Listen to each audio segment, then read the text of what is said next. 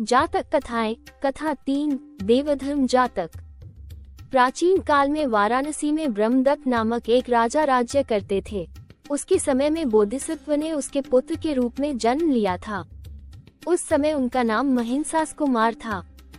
जब वे 2-3 वर्ष के हुए तब उनका एक और छोटा भाई उत्पन्न हुआ। राजा ने उसका नाम चंद्र कुमार रखा। जब चंद्र कुमार भी 2-3 वर्ष का हुआ तब उनकी माता का देहांत हो गया। अब ब्रह्मदत्त ने दूसरा विवाह कर लिया। कुछ दिनों में ब्रह्मदत्त की दूसरी रानी को भी एक पुत्र उत्पन्न हुआ। उसका नाम सूर्य कुमार रखा गया। उस नए पुत्र के जन्म से प्रसन्न होकर राजा ने रानी से कहा, तुम इस पुत्र के लिए जो चाहो सो वर मांग लो। रानी ने कहा, अच्छा, जब समय आवेगा तब मैं आपको इस बात का स्मरण दिलाकर आपसे वर मांग लूंगी। जब समय पाकर सूर्य कुमार कुछ बड़ा हो गया तब एक दिन रानी ने राजा से कहा, महाराज, जब सूर्य कुमार का जन्म हुआ था तब आपने मुझसे वर मांगने के लिए कहा था। अब मैं आपसे वो वर मांगती हूँ कि आप इसी को राजपद दीजिए। राजा ने कहा, मेरा ज्येष्ठ पुत्र प्रज्वलित अग्नि के समान तेजस्वी है, उसे छोड़कर मैं तुम्हारे पुत्र को राज्य नहीं दे सकता। पर रानी किसी प्रकार मानती ही नहीं थी और दिन रात इसके लिए राजा को तंग किया करती थी। राजा को आशंका हुई कि रानी कहीं अपनी सौत के लड़कों का अनिष्ट करने के लिए कोई कुचक न रचे। उन्होंने महिसास कुमार और चंद्र कुमार को बुलाकर कहा, जब सूर्य कुमार का जन्म हुआ था तब मैंने तुम्हारी विमाता को एक वर देना चाहा था। अब वो उस वर में सूर्य कुमार के लिए राजपद मांगती है, पर मैं नहीं चाहता कि सूर्य कुमार राजा हो। स्त्रियों की बुद्धि बहुत नाशक होती है। मुझे भय है कि रानी कहीं तुम लोगों का सर्वनाश करने के लिए कोई उपाय न कर बैठे। अतः इस समय तुम लोग वन में जाकर रहो। मेरी मृत्यु के उपरांत शस्त्र के अनुसार तुम ही लोगों को ये राज्य मिलेगा। उस समय तुम लोग आकर राज्याधिकार ले लेना। इस प्रकार आंखों में आंसू भरकर राजा ने अपने दोनों पुत्रों का मुंह चूमा और उनको वन में भेज दिया। जिस समय दोनों राजकुमार अपने पिता के चरण छूकर वन जाने के लिए प्रासाद से बाहर निकले, उस समय सूर्य कुमार आंगन में खेल रहा था। अपने बड़े भाइयों के वन में जाने का कारण सुनकर वह भी उन दोनों के साथ वन में जाने को प्रस्तुत हो गया। इस प्रकार वे तीनों भाई साथ वन के लिए चल पड़े। तीनों राजकुमार चलते चलते अंत में हिमालय पर्वत तक जा पहुँचे।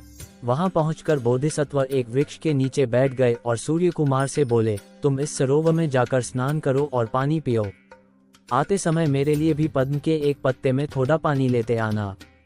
वो सरोवर पहले कुबेर का था। उन्होंने एक राक्षस को सरोवर देकर कह दिया था कि जिसे देवधर्म का ज्ञान न हो वह यदि इस सरोवर में उतरे तो वह तुम्हारा भक्ष्य होगा, तुम उसे खा जाना। पर जो इस सरोवर में उतरे ही नहीं, उस पर तुम्हारा कोई अधिकार न होगा।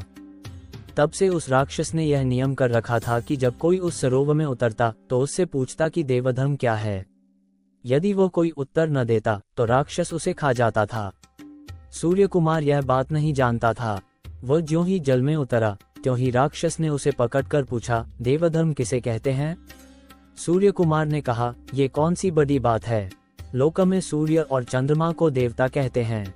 इतना सुनते ही राक्षस बोला, तुम देवधर्म नहीं जानते। इतना कहकर वह सूर्य कुमार को खींचता हुआ गहरे जल में ले गया और वहां ले जाकर उसे अपने घर में बंद कर दिया। जब बहुत विलंब हो गया और सूर्य कुमार न लौटा तब बोधिसत्व ने चंद्र कुमार को उसे ढूंढने भेजा। राक्षस ने चंद्र कुमार को भी पकड़ लिया और वही प्रश्न किया। चंद्र कुमार ने उत्तर दिया, चारों दिशाएं देवधर्म से युक्त हैं। राक्षस ने कहा, बिल्कुल झूठ, तुम देवधर्म नहीं जानते। इतना कहकर वो चंद्र कुमार को भी खींचता हुआ गहरे जल में ले गया और उसे भी अपने घर में बंद कर दिया। जब चंद्र कुमार भी न लौटा तब बोधिसत्व को आशंका हुई कि कहीं मेरे दोनों भाई किसी भारी विपत्ति में न फंस गए हों। वे उन दोनों को ढूंढने निकले और उनके पैरों के चिन्ह देखते हुए उस सरोवर तक पहुँचे। वहां पहुंचने पर उनको संदेह हुआ कि सरोवर में कोई राक्षस रहता है। अतः वे तलवार और तीर कमान संभालकर उस राक्षस की प्रतीक्षा करने लगे। राक्षस ने देखा कि बोधिसत्व किनारे ही बैठे हैं, जल में नहीं उतर रहे हैं। वो साधारण जंगली का भेष बनाकर उनके पास पहुंचा और बोला, भाई, तुम बहुत थके हुए जान पड़ते हो। इस सरोवर में उतरकर मृणाल खाओ और पानी पियो। जी चाहे तो कमलों की माला भी बनाकर पहन लो। इससे तुम्हारी थकावट मिट जाएगी और तुम अच्छी तरह आगे जा सकोगे। बोधिसत्व ने समझ लिया कि यह भेष बदले हुए कोई राक्षस है। उन्होंने उससे पूछा, तुम्हीं ने मेरे दोनों भाइयों को पकड़ लिया है? राक्षस ने कहा, हाँ। बोधिसत्व के कारण पूछने पर उसने कहा, जो देवधर्म नहीं जानता और इस सरोवर में उतरता है वह मेरा भक्ष्य होता है। बोधिसत्व ने पूछा, क्या तुम देवधर्म जानना चाहते हो? राक्षस ने कहा, हाँ। बोधिसत्व ने कहा, मैं तुमको देवधर्म बतला तो सकता हूँ, पर इस समय मैं बहुत थका हुआ हूँ। ये सुनकर राक्षस ने उनको अच्छी तरह स्नान करा के भोजन कराया, कमलों की माला पहनाई, शरीर में सुगंधित द्रव्य लगाए और उनके सोने के लिए एक विचित्र मंडप में एक बहुत अच्छा पलंग बिछा दिया। बोधिसत्व उस पलंग पर बैठ गए और राक्षस उनके पैर के पास ही बैठा। बोधिसत्व ने कहा, सुनो, मैं तुमको देवधर्म बतलाता हूँ।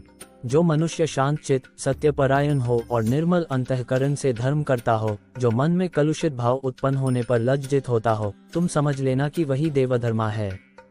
देवधर्म की यह व्याख्या सुनकर राक्षस संतुष्ट हो गया और बोला, मैं आपकी बात सुनकर बहुत प्रसन्न हुआ हूँ। आपके दोनों भाइयों में से एक मैं आपको लौटा देना चाहता हूँ।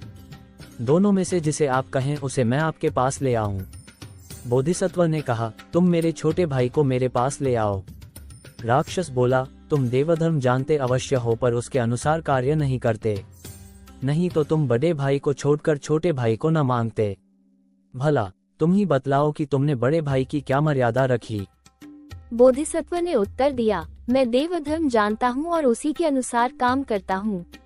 मेरा छोटा भाई मेरी विमाता से उत्पन्न है, उसी के लिए मुझे वनवास मिला है। मेरी ही विमाता उसी को राजा बनाना चाहती थी, पर पिताजी ने उनकी बात नहीं मानी और मुझसे तथा मेरे सगे छोटे भाई से वन में जाकर रहने के लिए कहा।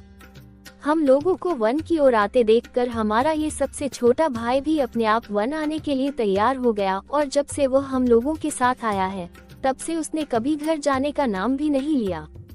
अब यदि मैं किसी से कहूँगा कि उसे राक्षस खा गया तो कोई मेरी बात पर विश्वास न करेगा।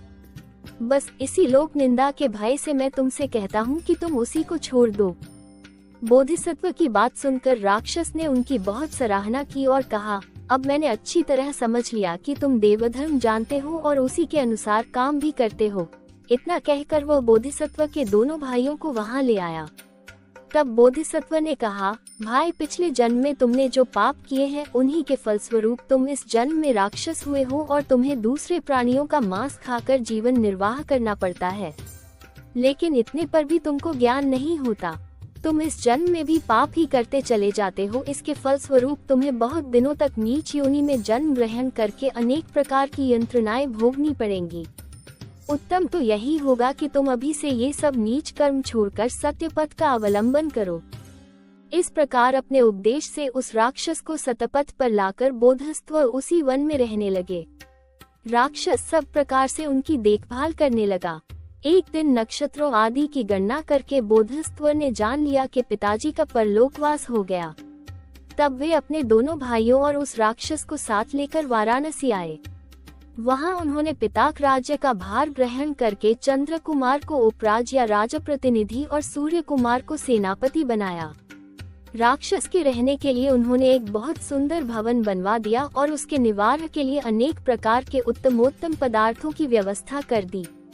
कुछ दिनों तक भली भांति राज्य करने के उपरांत बोधिसत्व अपने कर्मों का फल भोगने के लिए दूसरे लोक में चले गए।